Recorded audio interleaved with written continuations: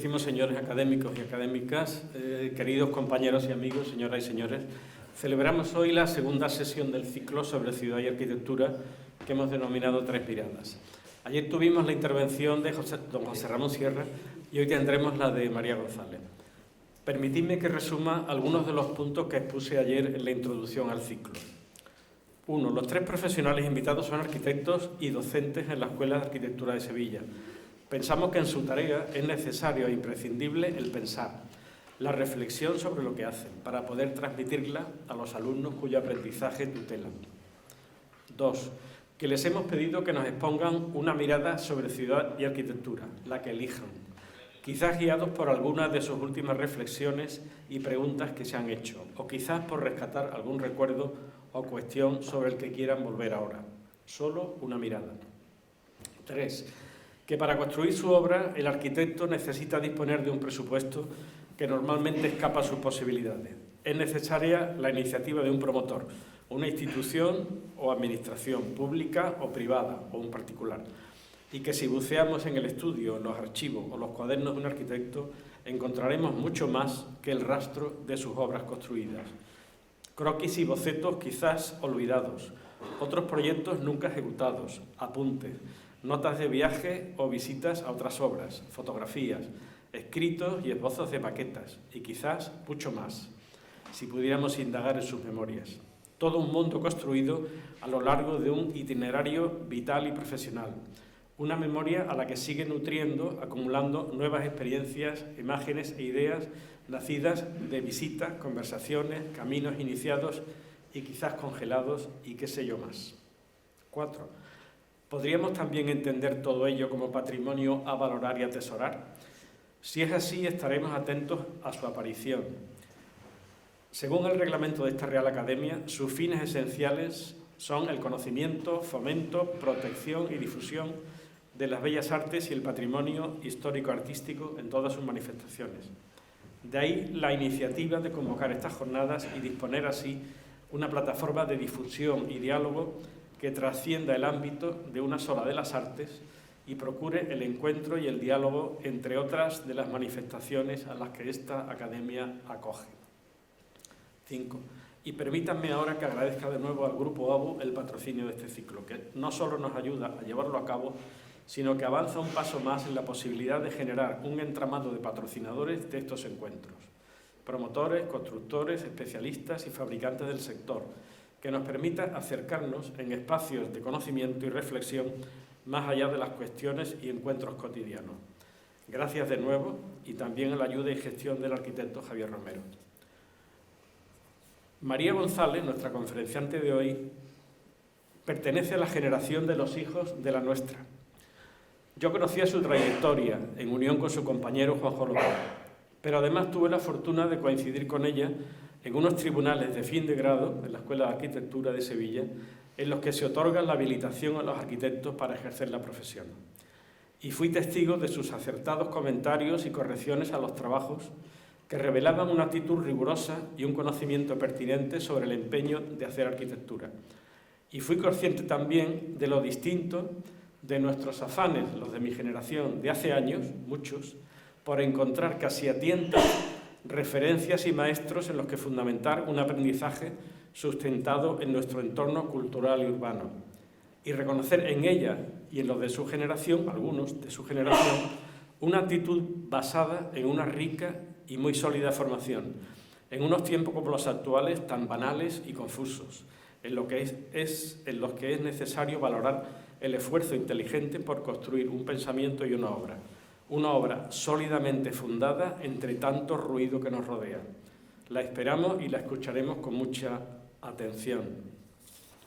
María González García, nacida en Huelva, es arquitecta y profesora de la Escuela de Arquitectura de la Universidad de Sevilla desde 2007. En 2001 funda junto a Juanjo López de la Cruz Sol 89, un estudio desde donde intentan conciliar docencia, investigación y profesión. Su trabajo profesional ha sido difundido por publicaciones especializadas en América, Europa y Asia, y ha recibido múltiples reconocimientos nacionales e internacionales, como los primeros premios ASER, AMAS, ENOR, FAD, Hispalit y CSAE, Consejo Superior de Arquitectos, de España, en España, y los premios Fassa Bortolo, Wienerberger, Fritz Höger, Philippe Rothier y Under 40 de Italia, Austria, Alemania, Bélgica y Estados Unidos respectivamente. Nominados al Premio Europeo Mies van der Rohe en 2015 y 2023, han sido seleccionados para tomar parte en las Bienales de España, formar parte de las Bienales de España en 2014 y 2016 y premiados en la de 2022, de Chile en 2017, del País Vasco en 2017 y de Venecia en 2016, formando parte del pabellón español galardonado con el León de Oro.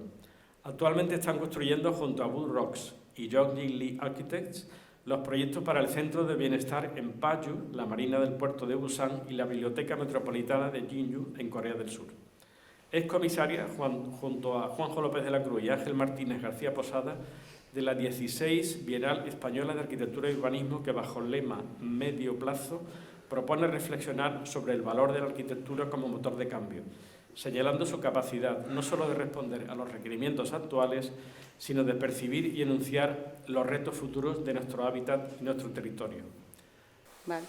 Compartido conocimiento, un conocimiento que ayudó a despejar muchas dudas o intuiciones que yo tenía sobre este concepto que es la ciudad y el espacio público, pero lo que para mí fue más importante, que me ayudó o me dio ciertas pistas para intentar seguir descubriéndolas. El conocimiento, el entendimiento que yo tengo de la ciudad realmente no es un conocimiento académico ni un conocimiento estructurado, sino más bien es un conocimiento heurístico, ¿no? Fruto de una aproximación que tiene más que ver con una forma de enfrentarme a la ciudad para entenderla como vividora y como hacedora, ¿no? Yo creo que los proyectos que hemos hecho sobre la casa de la ciudad nos han brindado la oportunidad a Juanjo y a mí, porque es un trabajo que siempre hemos hecho juntos, de reflexionar sobre esta dificilísima pero también apasionante relación que existe entre la casa y la ciudad. Al principio de nuestra carrera, no al principio porque evidentemente no teníamos nada que contar, pero cuando ya parecía que teníamos algo que contar y nos empezaron a invitar en diferentes foros a contar nuestra obra, nosotros siempre teníamos como unas inseguridades, ¿no? Una especie de complejo, porque veíamos que era una obra que no tenía un discurso propio, creíamos que era una obra ecléctica, ¿no? Fruto de las contingencias del momento o de la respuesta específica que intentaba dar en cada situación, pero que no había detrás un cuerpo teórico ni una idea más profunda que amalgamara todos estos proyectos, ¿no? Claro, eso se lo hacíamos, estas inquietudes se las transmitíamos a los asistentes, que los hacíamos partícipes de estas inseguridades nuestras, y nos llamaba la atención por cómo una y otra vez, cuando terminaban estas conferencias, venían y nos decían que ellos no percibían nuestra obra así, que ellos creían que todo, había una serie de continuidad en los proyectos, que no sabían expresarlo muy bien cómo, pero que tenía que ver con una forma en la que nosotros entendíamos la ciudad y la relación de la ciudad con el entorno construido.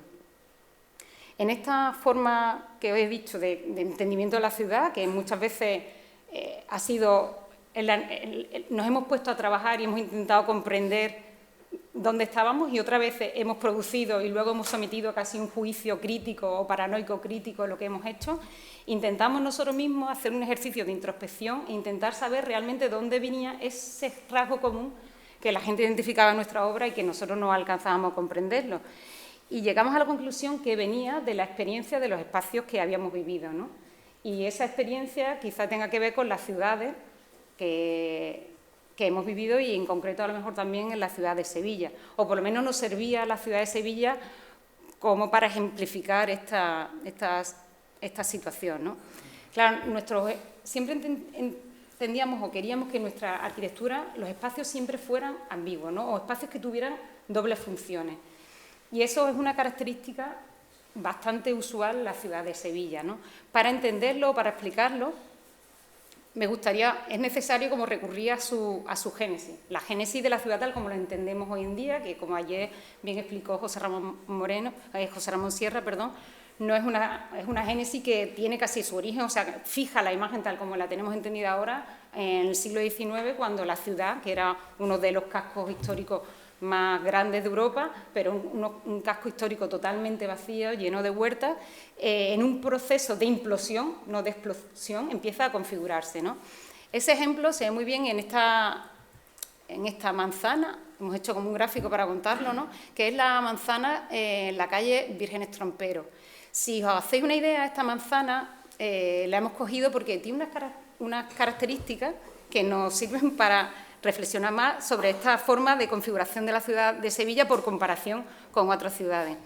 Un profesor, Ricardo Alario, amigo y profesor que está aquí, siempre decía que los arquitectos medimos muy mal pero comparamos muy bien, ¿no? Entonces yo creo que este puede ser un ejemplo perfecto para entender esto que os estoy contando. La manzana de Vírgenes Tromperos mide aproximadamente 100 por 100 metros, que es la medida de una manzana del plan Cerdá. Y si todos tenemos en la cabeza el plan Cerdá, es un plan que se constituye de fuera para adentro, ¿no? Constituye la corona y vacía en el centro. Pero si analizamos la constitución de esta manzana, vemos que era una manzana con edificaciones en el perímetro y grandes huecos, grandes vacíos en su interior. Y cómo va colonizando ese vacío a partir de la articulación de una serie de espacios, de porosidades, de patios, de espacios vacíos. Podríamos decir que Sevilla se reinventa a sí misma y en esta reinvención crea una serie de catálogos de elementos convencionales, elementos ambiguos, que siempre han tenido esa doble condición entre lo público, lo privado, lo íntimo, lo colectivo, la casa, la calle o las dos cosas a la vez, ¿no? Y que todos podemos identificar los zaguanes, las galerías, los patios de recibo, ¿no? Son espacios en el que siempre han estado como, no se sabe muy bien dónde están esos límites, ¿no? Es que está esto, perdón, pero va más rápido la pantalla que la imagen, ¿no? Bueno, la primera oportunidad que nosotros teníamos como de enfrentarnos cuerpo a cuerpo en esta idea de la casa y la ciudad es en un proyecto en la calle Feria, ¿no? En la plaza Calderón de la Barca, que es la plaza donde se asienta el mercado de la calle Feria. Claro, fijaos qué primer cuerpo a cuerpo, ¿no? Era contra un peso pesado, no, pesadísimo, ¿no? Porque la calle Feria ha sufrido muchas transformaciones, pero sí conserva todavía algo de lo que definió Chávez Nogales, ¿no? Que Chávez Nogales decía que la calle Feria, nacer en la calle Feria forjaba una personalidad porque era un espacio caótico, pero a su vez un espacio vivido donde simultáneamente una calle que simultáneamente estaba naciendo y muriéndose, ¿no? Y yo creo que aún conserva algo de eso, o conservaba cuando nosotros empezamos a trabajar aquí. Claro, nosotros nos encargan este proyecto, un proyecto que además es una casa, pero es una plaza, porque no se entiende las casas que configuran el perímetro de la plaza sin entender la historia de la plaza en sí. Como todos sabéis, el mercado de la calle Feria se remonta a sus orígenes al siglo XIII. Primero fue un mercado de tinglados que se montaban y se desmontaban sobre lo que fue los terrenos vacíos del cementerio anexo a la iglesia Omnium Santorum. Y luego ya en el siglo XIX, Balbino Marrón lo configura con la imagen o la formalización que hoy hemos visto, ¿no?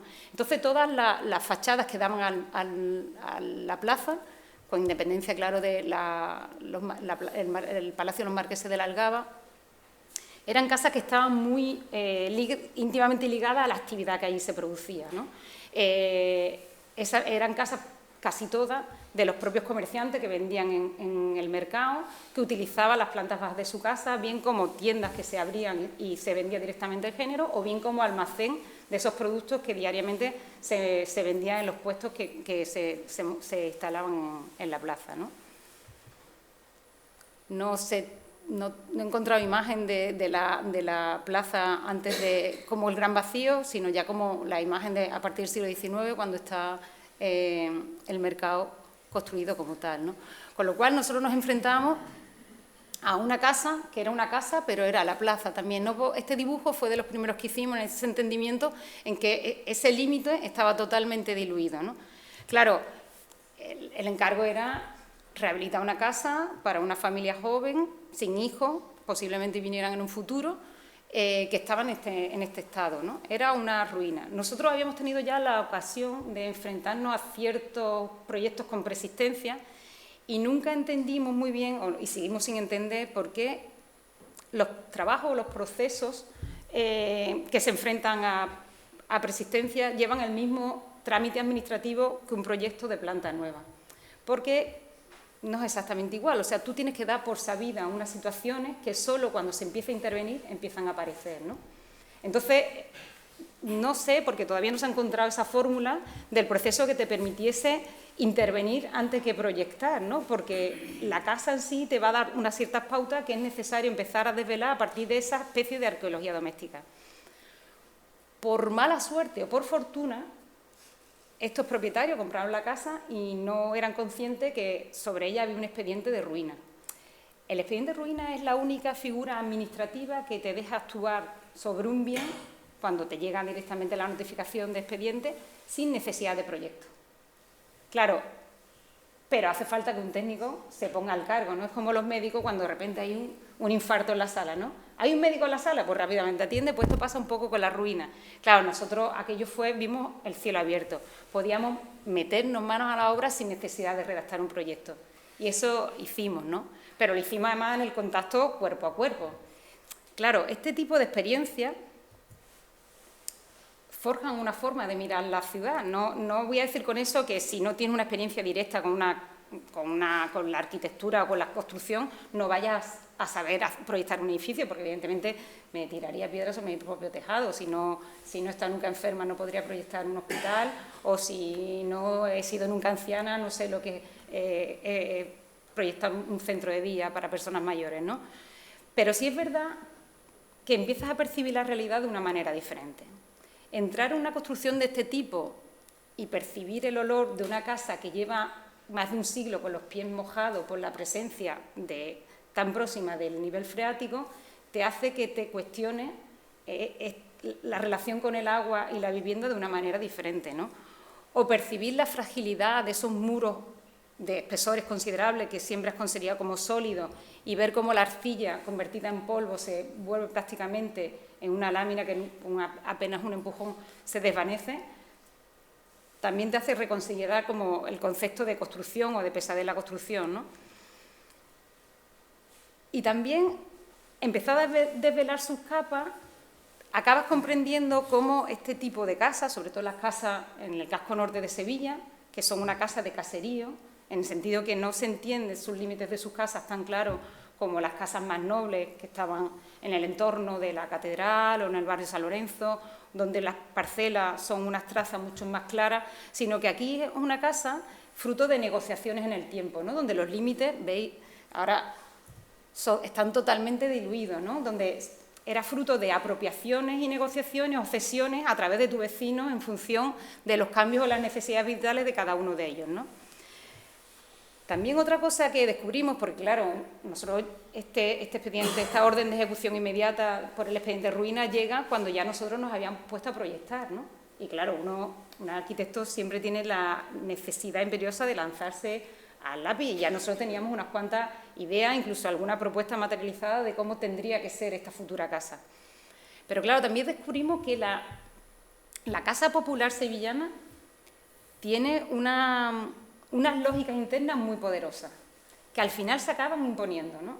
Unas lógicas, además, que vienen desde un pragmatismo absoluto. Al final viene condicionada por la necesidad de iluminar y ventilar todos esos espacios, en unas crujías muy pequeñas, también fruta de unas limitaciones materiales, ¿no? Hay que pensar que toda esta zona era una zona, el casco norte, una zona obrera, ¿no? Donde los materiales no eran de mucha calidad, entonces las casas se construían con rollizos o con maderas de escuadría muy pequeñas, lo que permite llegar a crujías de no más de 3 metros, ¿no? Entonces, con esas crujías de 3 metros y estos pequeños patios que ni siquiera tenían unas funciones como de relación más placentera, sino simplemente funcionales de meter luz y ventilación, se configura toda la amalgama de estas manzanas, tejiendo un tejido que por sí solo no se entiende, pero como masa continua es riquísimo, ¿no? Claro, la casa al final, la lógica se imponía, era vacío, crujía, crujía, vacío, crujía, crujía, vacío, crujía. O sea, no tenía más historia y esos límites negociados. En las estancias más nobles había un poquito, las que daban a la calle, una mejor calidad en los sistemas constructivos y al final era estos materiales que eran crujías que ya os digo que apenas llegan a los 2,5 metros. Con lo cual, en esta lógica de ir descubriendo los vacíos, la casa se va ahuecando, se va llenando de patios, ¿no? Algunas veces hacia abajo y otras veces en un intento casi de un buzo que busca un snorkel, cuando las crujías se volvían dramáticas, esos patios eran sustituidos por aire, ¿no? Metíamos aire en la casa para captar la luz o la ventilación por encima de la tapia de nuestros vecinos.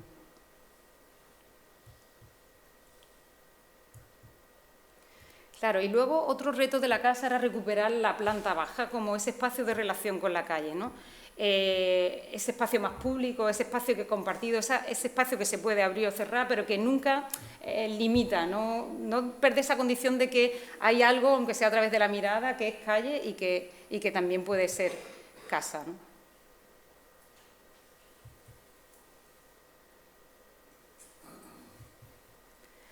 Claro, ese fue el primer acercamiento y no fue el único, luego vinieron muchos y este para nosotros fue muy especial por la naturaleza del encargo e incluso por la naturaleza o la nacionalidad del promotor, ¿no? Hace ya algunos años un alemán afincado en Córdoba desde hace 30 años se dirige a nosotros porque él tiene estas dos casas en el centro de Córdoba, muy próxima a la mezquita, en la calle Lucano, dos casas que fueron rehabilitadas por él hace 30 años cuando llega a España y en una suerte de hechizo, ¿no? Si recordamos las palabras de ayer de José Ramón Sierra, ¿no? Queda prendado de Córdoba, pero quizá ese hechizo no fue un amor de un día ni de un turista pasajero, sino que era un amor mucho más profundo por una ciudad, y cuando el amor es más profundo no te quedas casi en lo superficial, sino que intentas comprender cuáles son las lógicas que operan, ¿no? Y que hacen que esa persona, en este caso esta ciudad, tenga esa personalidad.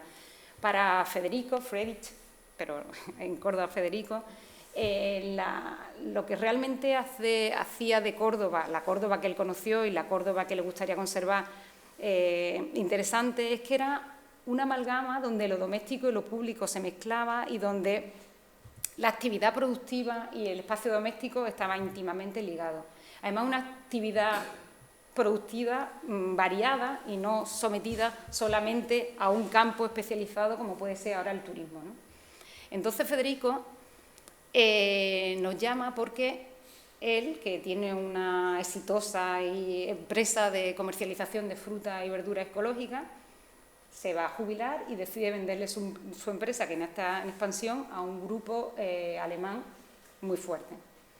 Y el grupo alemán se va a instalar en Córdoba, va a coger su empresa y va a seguir creciendo. Entonces le dice que vale, pero que la sede actualmente que tiene se le queda pequeña y que estaban pensando trasladarse a las afueras de la ciudad para tener más espacio.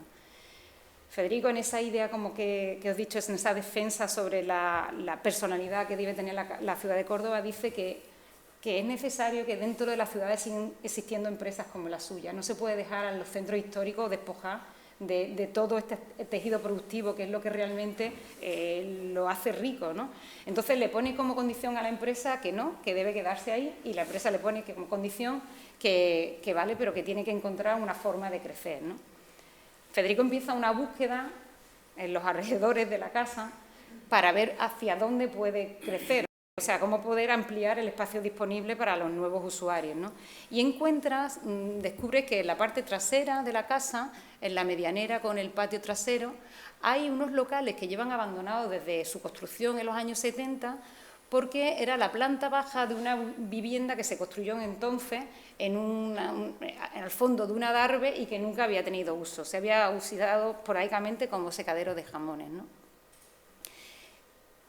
En esa propiedad hay dos locales y tiene la suerte además que en planta baja hay un vecino que se acaba de ir y había puesto el piso en venta, ¿no? Entonces él nos pide que si había posibilidad de ampliar hacia allá de atrás, ¿no?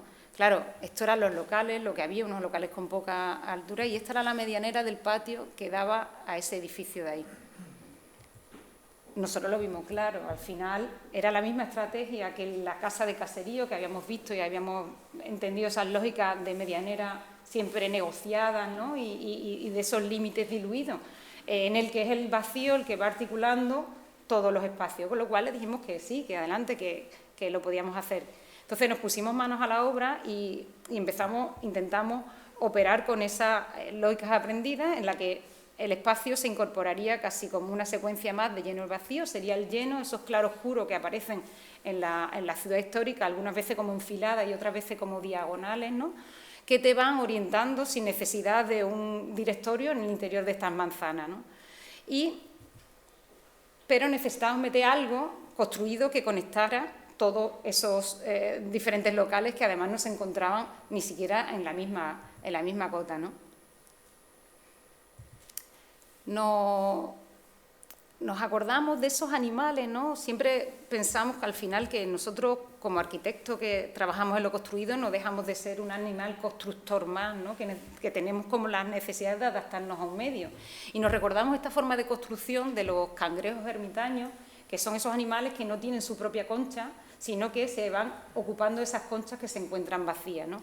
Y cómo ellos tienen sus propias lógicas, sus propias morfologías y se adaptan, ¿no? En un movimiento a la morfología de las conchas ocupadas. Claro, nosotros de repente intentamos introducir ese nuevo cangrejo, ese nuevo ermitaño dentro de la concha entregada que tenían nuestras propias lógicas, que eran estas especies de serpiente de acero galvanizado y vidrio que se va introduciendo en la manzana, ¿no? Y veréis que esa serpiente siempre intenta no tocar el suelo, quedarse flotando, y ahora os explicaremos muy bien porque todo. La serpiente iba serpenteando, iba atravesando vacíos, lleno, iba encontrándose con situaciones diversas en ese paso, en esa forma de ir atravesando la manzana hasta llegar al fondo de una de ellas, o incluso iba lanzando un último brazo hasta capturar la tercera planta del bloque de la edificación anesa, que era ese piso que el vecino le había vendido, ¿no? Claro, teníamos claro que estábamos operando como se operaba en la manzana tradicional, ¿no? A través de lleno y vacío, pero uno como arquitecto siempre siente que hay algo más, ¿no? Hay algo más que la arquitectura que se construye solamente con materiales de construcción. Hay algo que define una atmósfera y que no tiene que ver con la materia inerte, que tiene que ver con algo más, ¿no? Con la materia orgánica, casi con la vida. Y en Córdoba, en los patios cordobeses, más presente aún, donde hay ese casi microclima que nosotros intentamos analizar de dónde proveía para poderlo incorporar en este proyecto.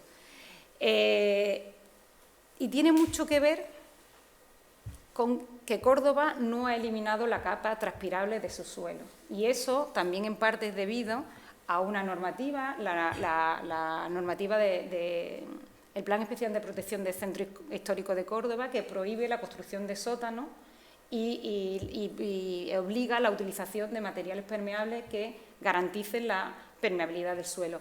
A mí, cuando descubrimos este apartado de la normativa, una normativa que, por cierto, había redactado Paco Daroca, con el que también he tenido la fortuna de dar clases, descubrimos que había un gran arquitecto detrás, ¿no? Porque frente a la normativa, que por ejemplo la que encontramos aquí en Sevilla, que te obliga a la conservación cuando hay una conservación ambiental de la primera crujía o el patio, la primera cogida de ciertos elementos singulares, pero es casi como una escenografía pintoresca, ¿no? Como una escenografía de la añoranza, más que como una idea, un concepto de atmósfera, ¿no? o de conservación del espacio, más allá de la forma, ¿no? Entonces, este tipo de epígrafes de la normativa a nosotros nos inspiraba muchísimo. Creíamos que era una forma de entender la ciudad muy afín a aquello que nosotros íbamos buscando. Entonces, al final, lo que propusimos igual, o sea, seguir manteniendo esa capa transpirable y utilizar la materia orgánica como material de proyecto. Era la vegetación la que al final hace que, como aglutinante, ¿no? Como amalgama, que hace que todos estos espacios se entiendan como uno solo, ¿no? Son como el aglutinante paisajístico de estos espacios en el centro de Córdoba. Con lo cual, esos espacios vacíos los fuimos llenando de vegetación, una vegetación que siempre está presente y que acaba incluso trepando, igual que este ermitaño metálico, por la medianera de la fachada colindante, ¿no? Y que al final acababa casi surgiendo en la cubierta con esta suerte de jardín en la azotea. Bueno, yo creo que cuando hablamos de ciudad y espacio público o de la calle y la casa como un espacio diluido, a todos nos viene a la cabeza este plano, que es el plano de Noli, el plano de Roma que dibuja Noli, que es un plano archiconocido por todos nosotros, pero no por eso deja de ser interesante, ¿no? Es un plano en el que se representa todos los vacíos de la ciudad, todos los vacíos públicos, y con ello está incluido las plazas, las calles, pero también el interior de todos los espacios públicos, ¿no? Claro, este plano es interesante, pero la ciudad no solo se constituye, o el espacio público o el carácter de la calle no solamente viene definido por el vacío de la calle o los espacios públicos, ¿no? La casa creemos que también juega un papel fundamental. Y en concreto las plantas bajas de los edificios residenciales, ¿no?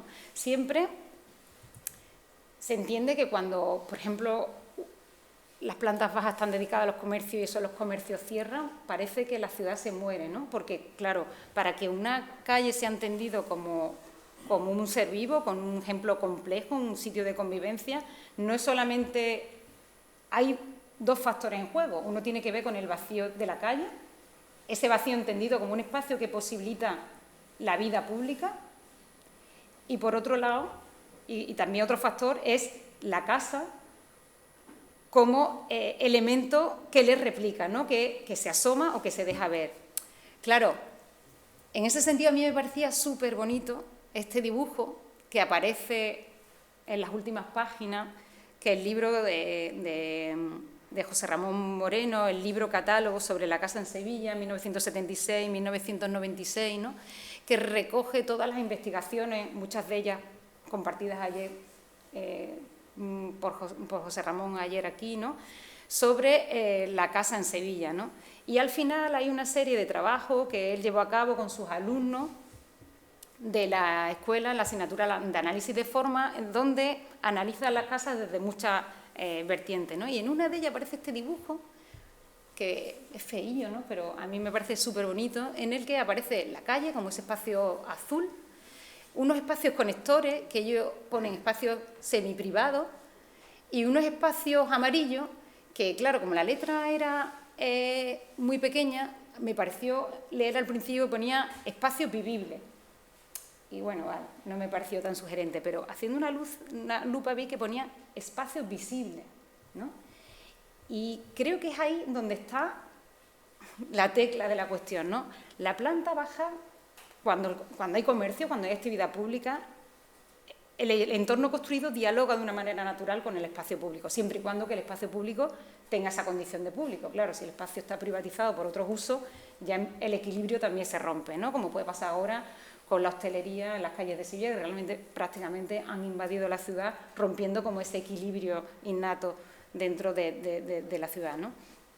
Pero que la visión de esa casa privada, pero que te deja ver lo que hay dentro, ¿no? Que participa en cierta manera de esta actividad, esa casa visible, es lo que hace al final que la casa dialogue de una manera natural con la calle, ¿no? Y que le dé sentido a la calle como tal y a la casa urbana como tal también, ¿no? Porque al final siempre es un juego recíproco en que es necesario tener los dos factores, ¿no? Claro, nosotros nos llega el encargo de hacer una casa, claro, fuera de casco urbano, en una parcela ortogonal, ¿no? En la avenida de la Cruz Roja. Claro, la Cruz Roja supone como un primer ensanche de la ciudad, ¿no? En la que ya hay una cierta parcelación y un orden, y cuando nos enfrentamos a esa casa, nosotros veíamos que la Cruz Roja, pese a que es una calle ya histórica dentro de Sevilla, sigue sin tener un carácter definido, ¿no? Porque todavía hay una zona de casas bajas, pero luego hay muchos edificios que se construyen en los años 60, 70, en que siguen las mismas dinámicas de entonces, ¿no? Son viviendas que prácticamente lo que iban a proveer hogares a la familia, pero que no están muy preocupadas en esa relación, en ese diálogo entre el entorno construido y la calle. Con lo cual nosotros creíamos, y además tuvimos la suerte que nos cogió el proceso de peatonalización de la calle La Cruz Roja, que la casa necesitaba tener presente todos esos aspectos que nosotros habíamos detectado en la ciudad histórica con los que se creaba ciudad, ¿no? Y recurríamos a ese concepto de la casa visible, ¿no? Una casa que se enseña o se muestra o se enseña parcialmente en función de la actividad o el momento vital de sus ocupantes, ¿no? Una ciudad que se aprovecha de las ciertas ventajas que le da el espacio exterior, pero que también le regala al espacio interior tanto la visión como las fugas, ¿no? O esas visiones cruzadas, como otros aspectos que ahora iremos viendo, ¿no? Con lo cual, aprovechando además que los propietarios de la casa iban a trabajar en la propia casa, con lo cual esa planta baja recuperaba como ese uso original de la casa popular en la que la vivienda y el espacio productivo se mezclaban de una forma natural, nos permitía que la casa se pudiese cerrar, permitiendo esas visiones, o se abriese completamente a la calle.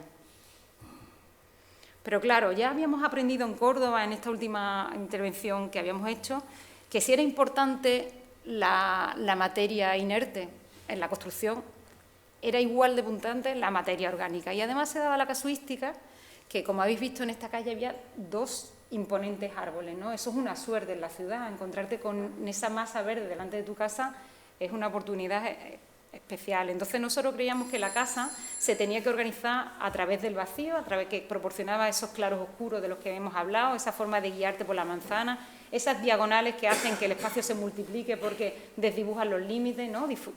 Hace que las casas muchas veces sean mucho más profundas de lo que sea y que siempre esté la vegetación al fondo, la vegetación que nosotros aportábamos. En esa casa, nosotros siempre pensamos que las casas, muchas veces en este tipo de casa en el que trabajas con la materia orgánica y no sabes cómo va a responder, tú dibujas el efecto, ¿no? O sea, no la casa en sí, estás pensando en lo que esa casa puede llegar a constituir, ¿no? Entonces la casa se fue llenando de vacío, de miradas fugadas, donde siempre la vegetación aparecía como telón de fondo, ¿no? Una casa que desde donde mirar, pero también ser vista, ¿no? Compartiendo, y que es el vacío y la vegetación la que la articula. Bueno, yo creo que muchos de los que estáis aquí tenéis también como esta imagen como objeto fetiche, ¿no? Porque realmente representa muy bien esta forma de acomodarse dentro de la ciudad, ¿no? De trabajar dentro de la ciudad histórica. Es una foto de un meteorito en un museo de Houston, ¿no? Y ahí aparecen 2 niños metidos en esa roca aparentemente tortuosa, ¿no? Con una geometría, pero a ellos se le ve en una postura como placentera, ¿no? En esa postura que Siza siempre dice que es la del gato acostado, ¿no? Siza dice que los proyectos son como los gatos acostados, ¿no? Que tú te peleas con esa forma hasta que de repente encuentras que el gato ha encontrado como su acomodo, ¿no? Pues a nosotros nos gusta esta fotografía porque refleja muy bien a lo que aspiramos cuando construyes sobre la ciudad histórica, ¿no? Te encuentras muchas veces en situaciones de unas oquedades imposibles y encontrar esa forma placentera es casi un objeto, ¿no?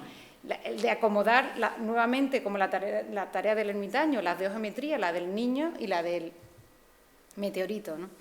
Bueno, pues quizá eso es lo que íbamos buscando en este pequeño proyecto, que no es una casa, pero que luego las reflexiones nos han servido para el desarrollo de otros conceptos dentro de la casa, que es un proyecto que hicimos en la calle Botero. Era un pequeño restaurante, un taller de cocina, que nos encargan unos amigos que ya tienen un restaurante en Sevilla, pero que ese restaurante empezó con una primera experiencia, casi un taller clandestino, en los que ellos cocinaban en una única mesa un único plato y que la gente acudía a cenar. Claro, esa primera actividad, que fue casi un poco clandestina, se le empezó a ir de las manos porque empezaron a tener mucha fama y decidieron que, hombre, que ya tenían que legalizar aquello o iban a tener un problema, y crearon el restaurante que ahora tienen, que es un restaurante convencional. Pero ellos, que son 3 hermanos, añoraban como esos comienzos en el que había una experiencia más directa entre el cocinar, ¿no? Y la experimentación de la cocina y el comensal.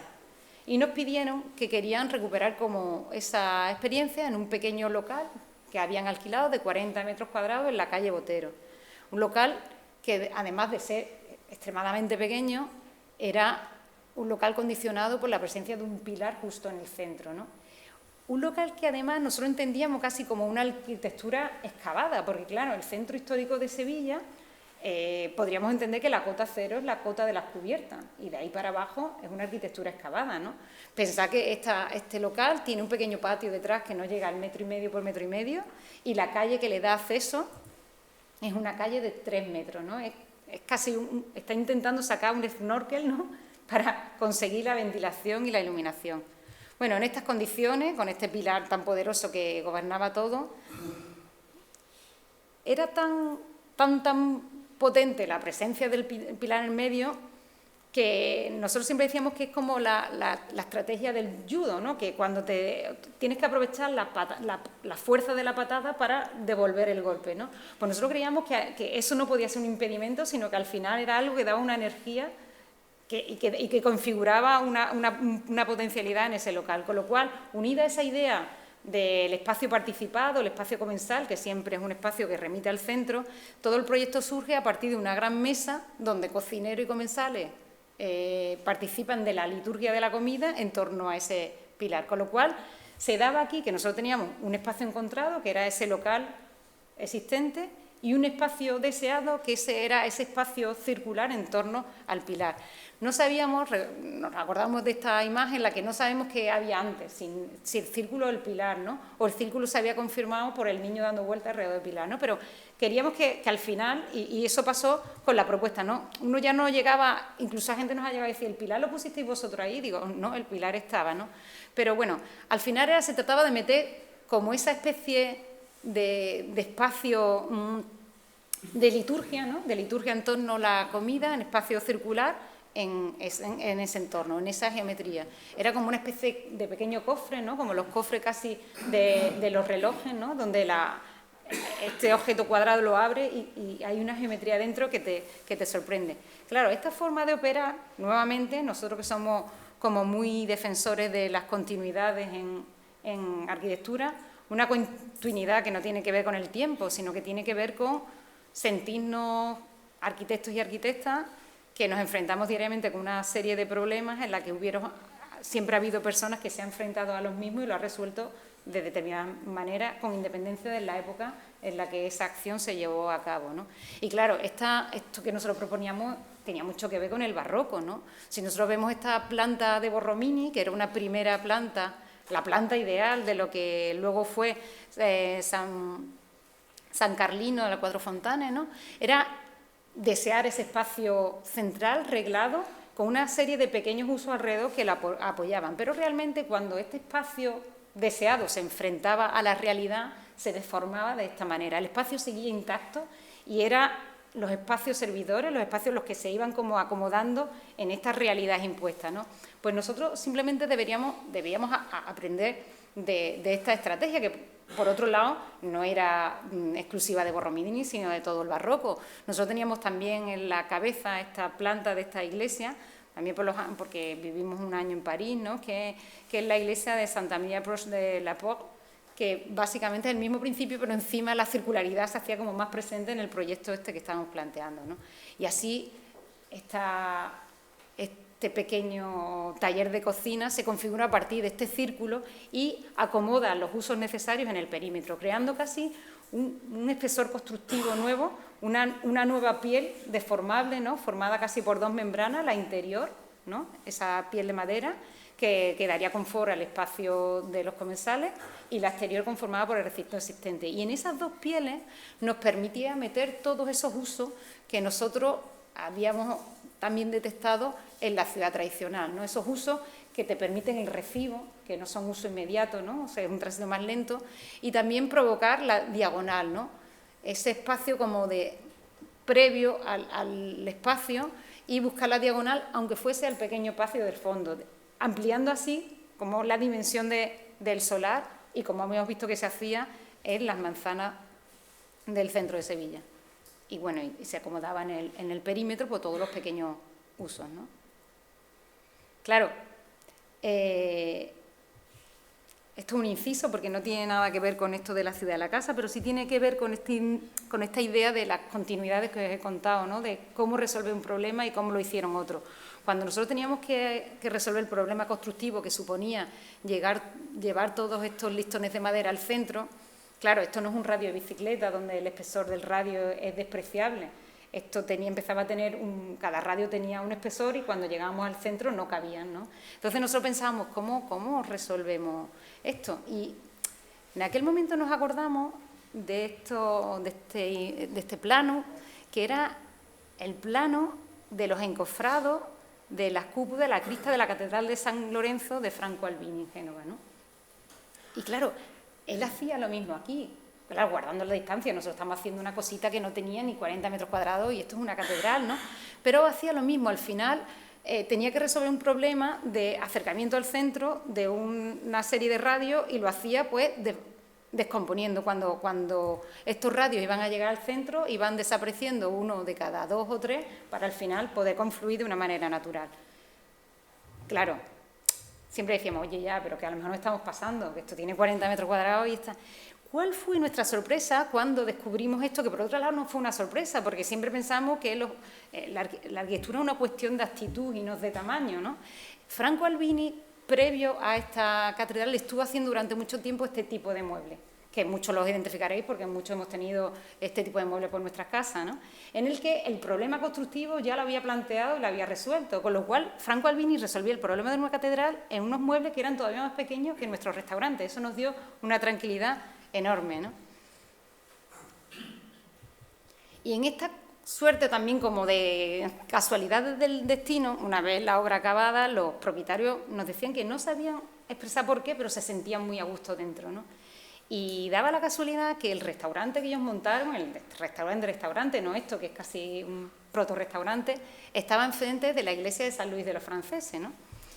Y claro, nosotros le explicábamos que San Luis de los Franceses es una iglesia que es un remedio a otra iglesia que Borromini tiene en Roma, ¿no? O sea, al final, que es la iglesia de Santa Inés en Agonía, al final se cerraba el círculo de toda historia esta del barroco, ¿no? Y para nosotros fue otra sorpresa cuando un día me encuentro a Elías Torres, que vosotros lo conoceréis, arquitecto... y me dice, María, he visto vuestro proyecto del restaurante pequeñito y me parece estupendo, es como una iglesia barroca japonesa. Digo, ¡póquite! Digo, pues llevo razón, yo te lo compro, como dicen mis alumnos.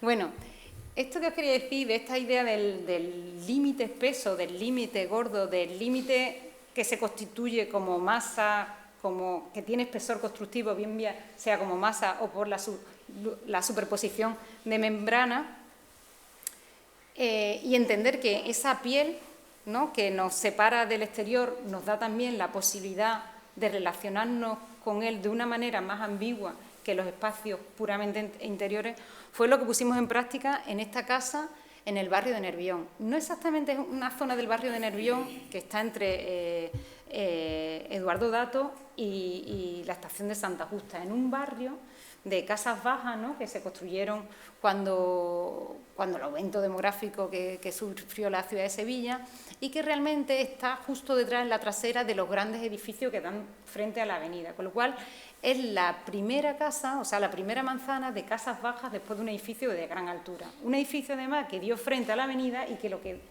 restaba hacia la calle trasera eran espacios residuales de coches, de garajes, o sea que realmente sin ninguna cualidad ni por iluminación, ni por vista, ni siquiera por interacción con lo que estaba pasando allí. Con lo cual, la casa, que era una casa cuadrada de proporciones 10 por 10,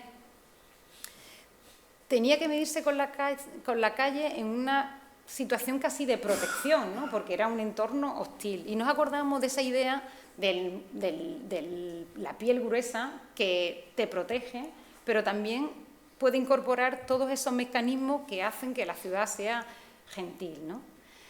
Y lo veíamos, por ejemplo, en esta figura que son los paladoiros o los elamoradoiros, como se llama en gallego, que me parece como palabra súper bonito, que eran espacios que se creaban en los expresores de los muros, ¿no?, asociados a la ventana que daba en la calle, donde te sentabas a hablar con el vecino o Enamoradoiro, donde te sentabas a pelar la pava cuando eso se hacía dentro del ámbito doméstico, ¿no? Pero si esto era en la arquitectura tradicional, nosotros pensábamos que el interés de este espacio que se produce entre los dos espacios, entre la piel exterior y la piel interior, era un espacio que tenía toda, o sea, podía incorporar a esta vivienda en una situación, o sea, fuera del casco histórico, de toda esa ambigüedad que íbamos buscando. Siempre nos ha llamado mucha atención estas esculturas de Cristo y de Jean-Claude. No es que nos apasione especialmente la obra de Cristo y de Jean-Claude, quizás por repetitiva, ¿no? Pero creemos, o siempre nos pareció interesante saber qué estaba pasando realmente entre el edificio que envolvían y esta apariencia abstracta que conseguían con sus envolturas. Porque claro, esto es una envoltura del Reichstag en Berlín, un edificio que está lleno de molduras, de elementos decorativos. ¿Qué pasaba con todos esos elementos? ¿Cómo conseguían esa imagen abstracta? Claro, como buenos artistas siempre hay trucos, ¿no? Investigamos y encontramos estas imágenes en las que mostraba claramente, para conseguir esa imagen abstracta, había todo un andamiaje y un aparataje detrás entre la tela y la piel, ¿no? Ese era el punto que a nosotros nos interesaba de esa piel gruesa, de una piel por membrana. Ese punto atmosférico, ¿no? Casi mágico que existe entre el espacio reglado y el espacio encontrado.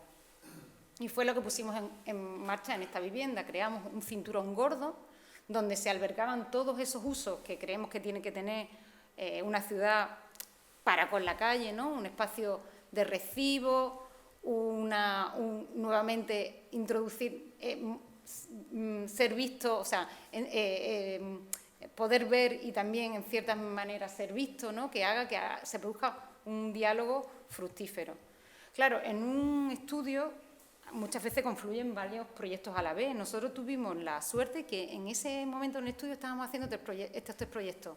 Taller de cocina, la casa 10×10, que comparten estrategia, ¿no? La de rodearnos de un colchón que nos mide con la calle, pero también una planta cuadrada, todos eran plantas que remitían al centro, plantas prácticamente cuadradas, si no cuadradas, y una casa de dimensiones 8×8, en la que realmente era una casa de nueva planta, sino que el encargo era un encargo minúsculo, era una familia que había comprado una casa cerca, intramuros, cerca a la muralla de la Macarena, una casa muy, ya esta sí que era muy de mínimo, ¿no? De crujía, fijaos, es 8×8 con 3 crujías, apenas un patio trasero, pero es que encima, para colmo, en unas reformas previas que le habían hecho, habían metido una viga y la escalera daba cabezada. Entonces esa familia, para subir a su casa, se tenía que agachar para no darse con la cabeza. Entonces nos dijo que no tenían mucho dinero, pero que querían solucionar esta escalera. Claro, para nosotros fue otra oportunidad para ver cómo en estas condiciones ya tan límites se puede producir este diálogo fructífero entre la casa y la calle, ¿no? Y, aunque parezca mentira, surgen relaciones que son muy interesantes. Esta era la casa original, con la escalera en el centro. Esta es la demolición con esa viga atravesada que había. Realmente solo intervinimos en la crujía central. Nosotros empezamos a pensar que todo este sistema de fuga y de diagonales que amplificaban el espacio, esta secuencia de la calle y el vacío se podría conseguir a partir de la sección y no de la planta, que no teníamos espacio, ¿no? Y fuimos trabajando con ella hasta conseguir como toda esa suerte de espacios de llenos vacíos en el que las diagonales te van sugiriendo nuevos espacios muchas veces más allá de los que existen, porque realmente no existían como tal, ¿no? La casa se mira sobre sí misma, se asoma, se enseña desde la calle, la viga aparece ahí, ¿no? Y nos sirve como apoyo de esa nueva estructura que se apoya casi de puntilla, ¿no? Y empiezan a aparecer también estos dobles fondos que nos permiten como ese espacio mucho más ambiguo en unas dimensiones que son realmente mínimas.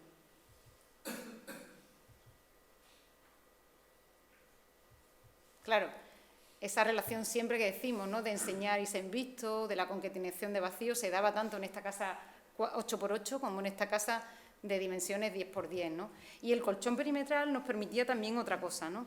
Esta casa es de una familia en la que él es argentino y la familia viene ocasionalmente. Nos decía que quería una casa que pudiese ser casa familiar, pero también una casa compartida con sus invitados sin necesidad de estar vista. O sea, que esta casa colchón nos permitía, como en los castillos en las iglesias, poder acceder directamente a otras plantas sin pasar por el espacio principal, ¿no? Provocando como esta especie de espacios casi públicos, casi privados, incluso en el interior de la vivienda, ¿no? despejando el centro para la actividad principal.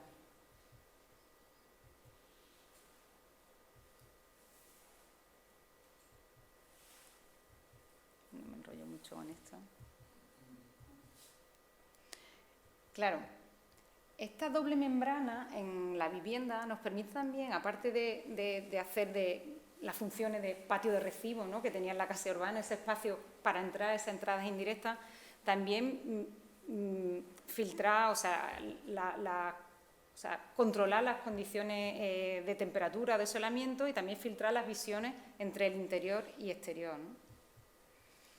En el año 2015, la editorial Battlewood nos invita a una serie de autores a reflexionar sobre si era posible detectar a través de las reglas del juego de la ciudad contemporánea, ¿no?, las reglas del juego actuales, las características que definen nuestras ciudades, ¿no?, y si era posible identificar en la ciudad contemporánea las 40 virtudes que regían a las ciudades romanas, ¿no?, o con las que estaban relacionadas con los valores que la ciudad antigua de Roma estimaba que tenía que tener un buen romano.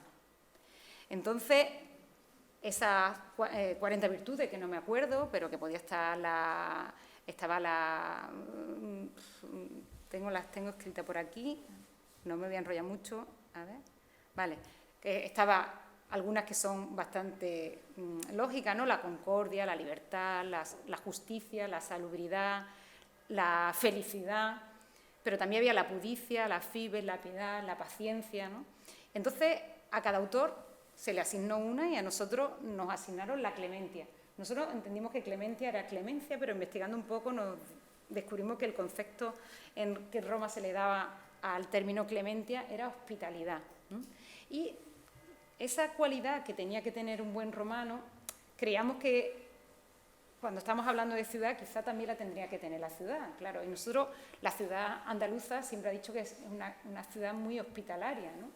Pero nosotros queríamos detectar cuáles eran esos mecanismos, esos gestos que hacen que la ciudad fuera hospitalaria, ¿no? Y recordábamos cómo, y que todavía se puede ver en algunos pueblos, cómo los elementos como las carpinterías, los cierres, elementos convencionales de la arquitectura, que ahora se han ido simplificando, pero que antes eran una suerte de artilugio, permitían establecer un diálogo con la ciudad, un diálogo gestual, ¿no? Y hacíamos esta composición, este dibujo, en el que veíamos cómo en las casas antiguas, por ejemplo, los portones, que estaban conformados por las dos puertas o con las puertas de paso, en función de la disposición de esos elementos, estaban mandando mensajes a la ciudad. No molestar, que es la siesta. Estamos de luto, entreabierto, abierto total, estamos de celebración, ¿no? Cuando solo está abierto el festivo es que la vida es ordinaria, cuando decoramos la fachada es que es un acto festivo, ¿no? Nos parecía que esa forma de entender la ciudad con estos pequeños gestos que lo daban los elementos de carpintería, pues un poco se estaban perdiendo, ¿no?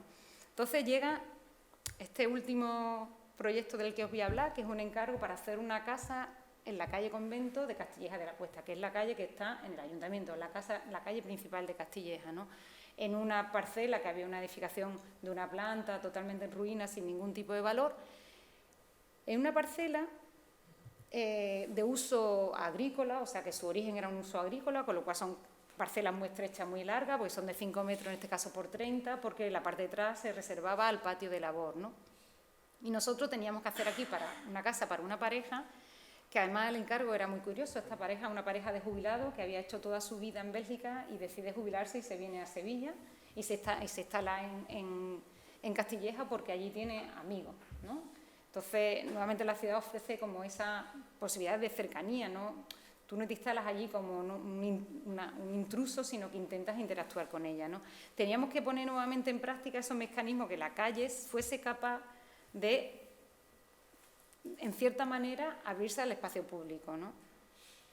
Claro, la casa devenía también de un pasado agrícola, que eran estructuras, casas muy simples, de crujías siempre iguales, muy funcionales, una después de la otra, y al final era lo que nosotros replicamos, ¿no? La casa son 9 pórticos, que hace 8 crujías, 5 abiertas, 2 libres y una última construida, que es de una planta, que es un porche abierta a ese espacio, a ese patio de labor, ¿no? Y la primera también es una crujía que se horada, que se abre, porque queríamos recuperar ese concepto de espacio de recibo, ¿no? De patio de recibo, ¿no? Que que siempre había en este tipo de pueblos y que se ha perdido, y que además nos permitía filtrar esas condiciones de intimidad o privacidad que ahora tenemos del espacio doméstico. La casa es muy sencilla, una serie de pórticos, no tenía sentido que fueran murarios porque la casa no existía y no hay por qué replicar eso. Nunca hemos intentado replicar con nuestro estudio, con nuestra necesidad de entender la ciudad, nunca lo hemos hecho como una forma de replicar una realidad que ya no existe, sino de intentar comprenderlo en la medida en que se pueda producir un diálogo que esperemos que fructífero, con lo cual esos pórticos eran metálicos porque nos parecía que la casa respondía más a la lógica funcionalista de la arquitectura agrícola que a la lógica muraria de la casa tradicional, ¿no? Y además nos permitía tener mucho más espacio libre, con lo cual la casa se convierte en un gradiente que puede permanecer cerrada en aquellos momentos en que la familia lo considere oportuno, ¿no? Estableciendo toda esa suerte de signos que son propios de la arquitectura popular, la cornisa, el balcón, ¿no? La puerta, el postigo, y que nos permitía, en la medida de lo posible, ir abriendo. Las normativas de la zona también decían que debería, en la fachada, predominar el muro opaco frente al hueco, ¿no? Y nosotros hicimos como esta suerte de juego en el que hay unas perforaciones que nos permiten tener una relación con la calle más fluida, pero sin perder esa conciencia como de muro, de lienzo de muro. Muchos nos han dicho, hombre, claro, vosotros habláis de que os intentáis integrar, ¿no? Ya hemos dicho que nunca nos intentamos integrar, que lo que intentamos es dialogar, con lo cual tampoco nos molesta mucho que nos digan nos intentamos integrar porque no era nuestra opción, ¿no?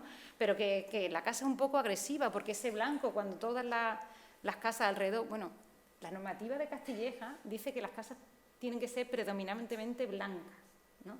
Porque esos pueblos eran predominantemente blancos. O sea, hay una imagen pintoresca, ¿no?, de lo que es los pueblos andaluces que devienen casi de una lógica de mercado. O sea, todas estas casas de alrededor acaban construyéndose con los materiales que hay en los polveros de la zona, ¿no? Los elementos ornamentales que se utilizan ni siquiera son propios del sitio, son como unos impostados, ¿no? Y eso acaba creando como una serie de imaginario colectivo que, en una añoranza por recuperar un pasado que no fue, acaba constituyendo como estilo propio de una localidad el de las casas de al lado y no el de los muros blancos.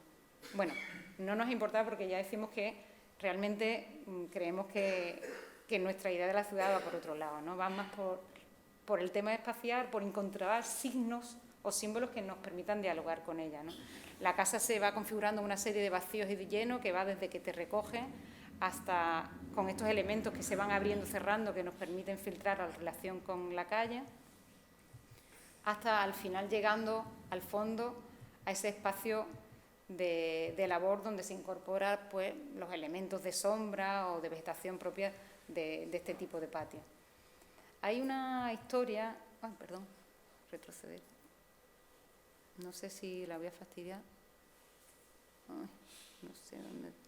Bueno, aquí, ¿no?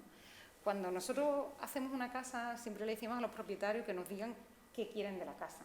Ellos siempre empiezan y dicen, yo quiero un cuarto de baño, 2 dormitorios, y nosotros decimos, no.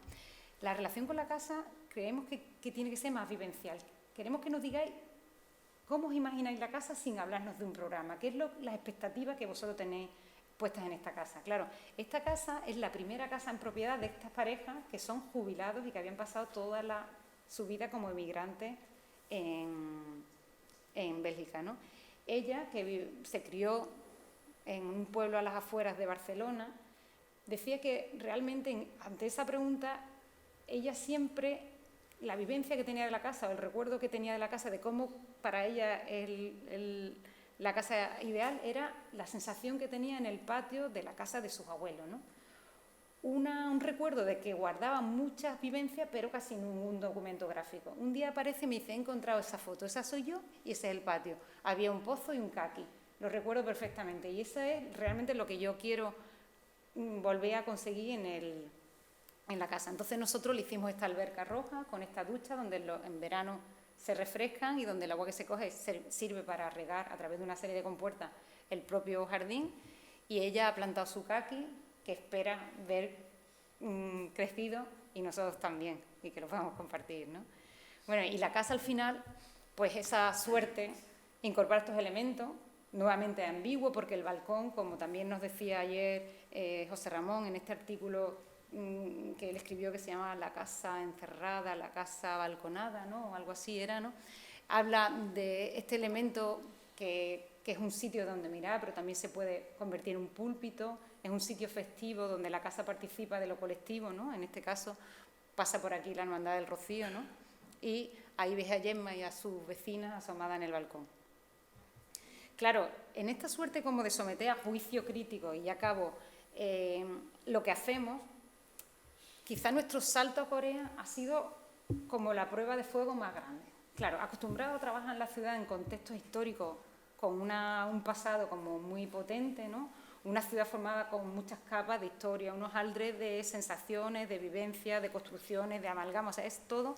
Nos enfrentamos a una serie de proyectos en una ciudad genérica, en ciudades genéricas en Corea, ciudades que no tienen, que el pasado está siendo destruido porque realmente son periferias en el que esta foto fue antes del concurso y si repetimos esta foto ya todos esos edificios bajos son bloques exactamente iguales que los que hay detrás, ¿no? Y el concurso tenía que hacer una biblioteca en el único espacio que se había reservado como equipamiento, que era ese monte, con una orografía, un desnivel de casi 30 metros, entre arriba y abajo. Prácticamente se había reservado como sitio para espacio público porque las condiciones para construir eran tan difíciles que no era rentable para los promotores que estaban construyendo alrededor, ¿no? Entonces, claro, cuando nosotros tenemos que construir ahí, decimos, jo, ¿y cómo ahora nosotros nos enfrentamos a una ciudad sin referencia, ¿no? No conocemos la historia, no hablamos el idioma, ellos mismos tampoco tienen referencia porque se están autoconstruyendo una ciudad, un país que prácticamente fue demolido en una guerra civil que ha durado muchísimos años y que se ha reconstruido muy rápido, en muy poco tiempo, sin apenas signos de una herencia de lo que tuvo que ser, ¿no? Y al final nos dimos cuenta que hay algo que trasciende de todo esto de la ciudad histórica, es que en todos los edificios, al final nosotros no estamos proyectando un programa en concreto, sino que nos damos cuenta que estamos proyectando un tránsito, ¿no?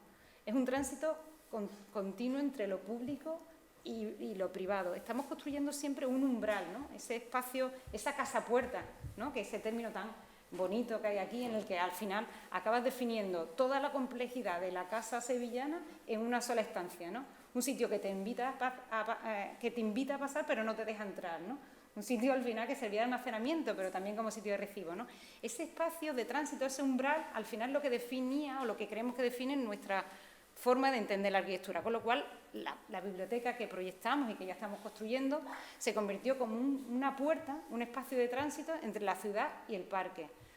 Un camino donde se producen todo este tipo de relaciones, donde lo público se mezcla con lo natural, que es el parque, un sitio de encuentro de la gente del barrio, ¿no? Donde no tiene vocación de paso, pero tampoco, pero al final te acabas quedando, ¿no?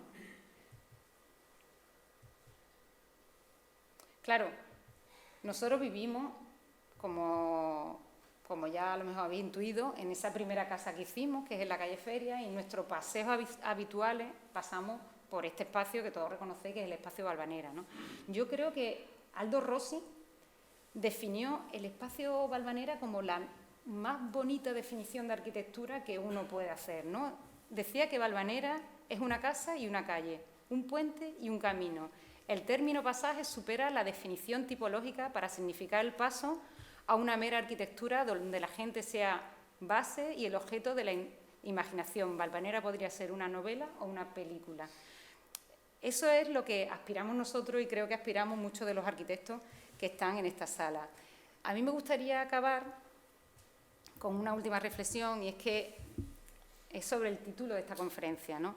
Esta conferencia es casi un título, un homenaje a todos los que antes han estado pensando y reflexionando sobre la casa y la ciudad, y en concreto sobre la casa en Sevilla, ¿no?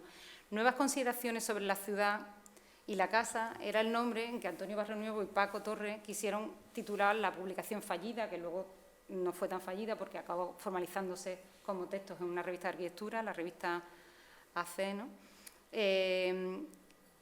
Sobre una exposición, era el título para una exposición que ellos hicieron con el trabajo que habían desarrollado con los alumnos de la Escuela de Arquitectura, y que esa exposición la acompañaron con otro tipo de conferencia, ¿no? Y con el relato de otros autores. Autores que en el fondo siempre estaban manifestando que la ciudad histórica o la intervención en la ciudad tenía que ser una suerte de continuidades y no una ruptura como había supuesto el movimiento moderno, ¿no? Hace poco tuvimos que escribir el texto para una